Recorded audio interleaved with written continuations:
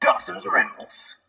Hey YouTube, Dawson Rider here. This is going to be a fun little video that is potentially the start of a mini-series of videos, but I did a video the other week talking about whether or not Zenkaiger could work as Power Rangers if they wanted to adapt it, you know, setting aside any Toei rumors or anything. This is not what this is about. This is just meant to be a fun thought exercise, and the video was like, could they do it, would they do it, whatever, and it got me thinking, how would I handle it? So this video is going to be how I would adapt Zenkaiger for Power Rangers in terms of ideas. Now I know this video is being made and put out before Zenkaiger's even aired, when all we have is trailers, so obviously I don't know what all 40 plus episodes of the series are entailing.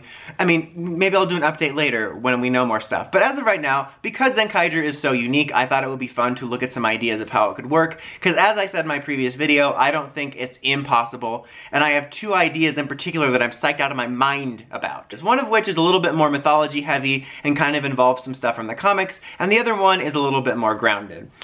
Now, the first thing I wanted to address, which really has nothing to do specifically with either of them, although I might bring up ideas for it, is something I ran across in a lot of comments in my other video about could Zenkaiger even work, was people were concerned about the numbers on the heads. Zenkaiger has a 45, not a gun, but a 45 on the head, and then all the other robots have the numbers of their Sentai on them. And honestly, I didn't think that would be that huge of a deal.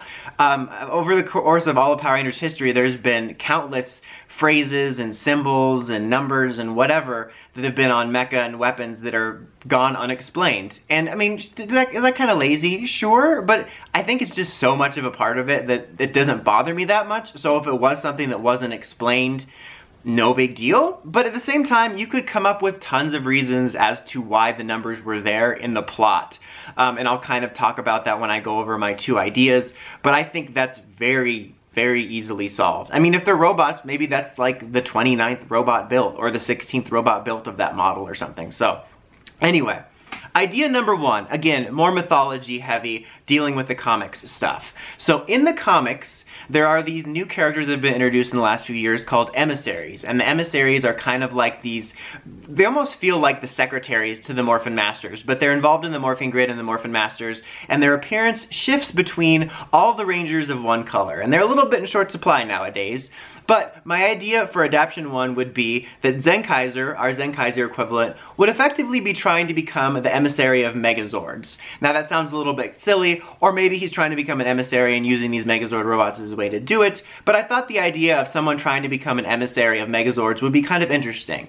Now it could go one of two ways. He could be tasked by the current emissaries or Morphin Masters to train to become the first Megazord emissary, or he could sort of be like, not like a fan, but like someone that's aspiring to be an emissary, and he wants to do something unique and become the first ever Megazord emissary. So he creates these Ranger powers, he creates these Ranger robots to have a team of Rangers that are robot-based, and his basically goal throughout the series is to be traveling the Ranger worlds to work to become worthy to become the first ever Megazord emissary, and that's why he kind of embodies them. Or maybe he finds this world, to adapt an element from Zenkaiger, of Megazord robots that are based off of previous Rangers and wants to become a Megazord emissary. So it would be more involved in that mythology in some way. Like, I don't know why, but just because he's kind of surrounded by the robot team, it made me think of the emissaries. Now, this would be pretty unlikely to do practically. Again, this is in some sort of weird world where I would be in charge. So this is much more mythology heavy, relying on comic stuff.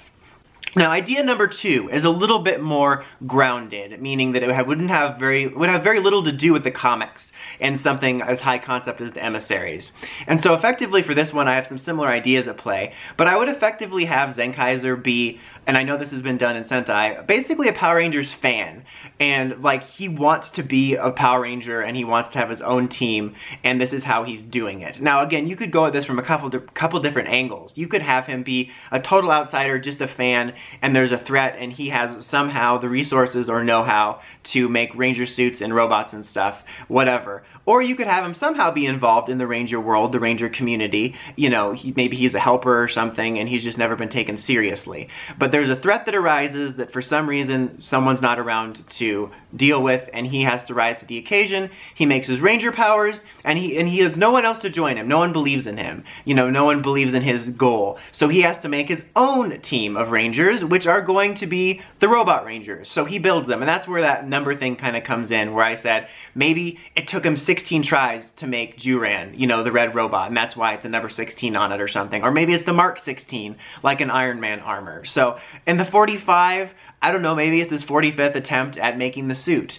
You know, if you go with the emissary idea, maybe the 45, he's the 45th emissary. Like, again, there's all kinds of ways you could explain it. But basically, he would build his own Sentai team of robots, or Power Rangers team of robots, based off of his favorite Megazords. And that's how you would do it. It would kind of be this self-starter underdog story, and then you tell the anniversary story through the lens of sort of a fan. And again, when I say fan, it doesn't necessarily have to be like just some nerd off the street that wants to be a Ranger. It could be someone that was somehow involved with the Rangers, kind of like a Boom character in a way, where he's always been involved with Power Rangers in some form, and he's always wanted to be, but he's never gotten the chance until now.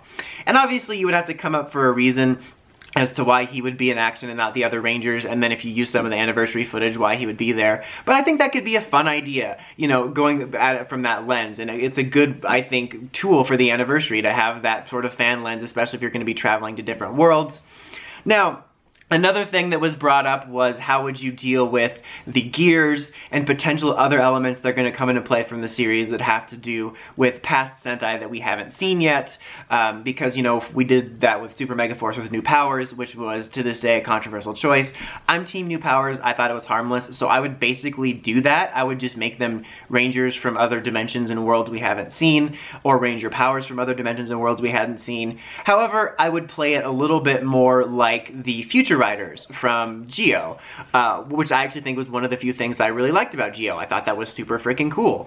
I wouldn't necessarily devote an enormous amount of time to them, but I would give them a little bit more of a backstory, a little bit more of a general backstory. Why did I say backstory twice? But just general information about them. So if there's like a gear or another robot character that comes in that's based off of Sun Vulcan, I would be like, oh, they're from this world, and this is a little bit of their story. And it would kind of be like a fun story like Kamen Rider Shinobi and stuff like that, where it's not a past Ranger we're celebrating we've seen before, but it expands the lore a little bit, and you can do stuff with that. I think that would be pretty easily done as well. I think, again, with the right minds on this, I'm not saying I'm the right mind, but I'm saying with the right minds on this, you could do this. There could also be something even done with the Aqua Ranger suit. Like, you could do a cool storyline. Let's presume we would use this for the 30th anniversary, about Aqua Ranger being the first Power Ranger, and somehow he became some sort of guardian or something, and he's passing this legacy down to Zenkaiser's equivalent, and that's when he gives him the gear. That would actually be really cool. You could do something with that. Point is there's all kinds of ways that you could do this, you know. I don't think it would be that easy, because it is a little bit weirder, but I think that honestly, I think my fan idea is not bad, and I think that could work. And I think toy line-wise, the way that the Zenkaiser robots work with the way they look and the way they transform would be, if Hasbro could play it right. I'm not saying I necessarily want to see this, because again, I'm of the club that I want to see us stop doing Sentai, but I think that could actually be really successful. If they just got the right ingredients in there, the toy line could be really successful with the way it is. Again, because Hasbro's known for doing robot stuff. They obviously haven't been doing as good with the Power Ranger stuff so far, because they actually have to put them on shelves so you can buy them. That's kind of the first key ingredient. But my point is that, as outlandish as this one is, the more I thought about it when doing this video, I'm like, if they played this right, this could actually work. I think it would be a little bit more challenging in some ways, but just toy-wise, I think it could work.